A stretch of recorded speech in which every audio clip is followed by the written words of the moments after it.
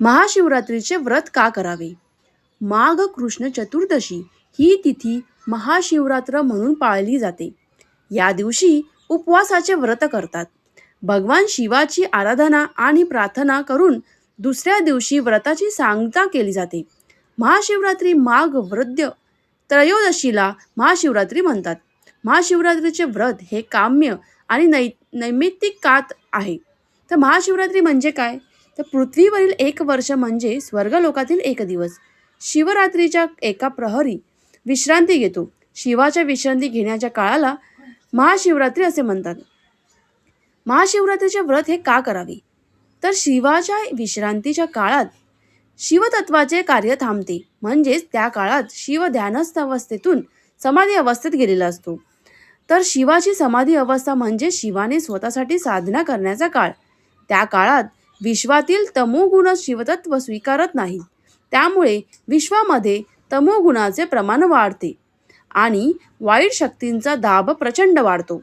त्याचा परिणाम आपल्यावर होऊ नये म्हणून शिवतत्व आकृष्ट करून घेण्यासाठी महाशिवरात्रीचे कात करावे. व्रत आचरण्याची पद्धत व विधी.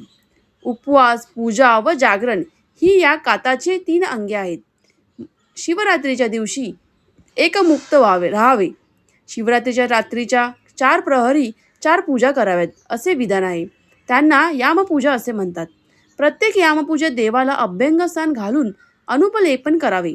शिवतत्व आकृष्ट करणारा बेल, पांढरी फुलं, रुद्राक्षाच्या माळा, शाळुंका व शिवपिंडीवर वाहाव्यात.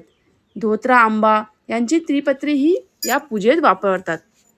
तांदळाच्या पिठाचे 26 दिवे करून शिवाला ओवाळावे. पूजेच्या दिवशी 108 दिवे दान करावे. प्रत्येक पूजेचे मंत्र वेगवेगळे असतात. त्यांनी अर्ध घ्यावी. पहाटे स्नान करून पुन्हा पूजा करावी. पारायणाला ब्राह्मण भोजन घालावे. ब्राह्मणाचा आशीर्वाद घेऊन कात समाप्ती करावी. शिवपूजेचे वैशिष्ट्ये. शिवपिंडीला थंड दूध, पाणी आणि पंचामृत यांनी स्थान घालतात. शिवाच्या पूजेत हळद कुंकू वापरत नाहीत, मात्र भस्म वापरतात. शिवपूजेत पांढऱ्या अक्षता वापरतात. शिवाक्षाला तांदूळ, क्वचित गहू आणि पांढरी फुलं वाहतात. शिवपिंडीला पूर्ण प्रदक्षिणा न घालता अर्धचंद्राकृती प्रदक्षिणा घालतात. तर महाशिवरात्रीला शिवाचा नामजप करण्याचे महत्त्व सुद्धा आहे. तर महाशिवरात्रीला विश्वात वाढणाऱ्या तमोगुणापासून रक्षण होण्याकरता शिवतत्व आकृष्ट करण्यासाठी शिवाचा ओम नमः शिवाय हा नामजप जास्तीत जास्त करावा.